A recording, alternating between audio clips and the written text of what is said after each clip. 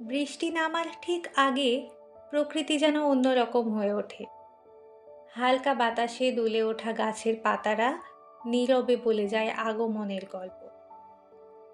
আকাশ জুড়ে ছড়িয়ে থাকা মেঘগুলো ধীরে ধীরে আঁকে এক নতুন অপেক্ষার ছবি। এই মুহূর্তে কোনো তাড়াহুড়ো নেই, কোনো কোলাহল নেই, শুধু আছে বাতাসের মৃদু ছোঁয়া আর মন ভরা প্রশান্তি।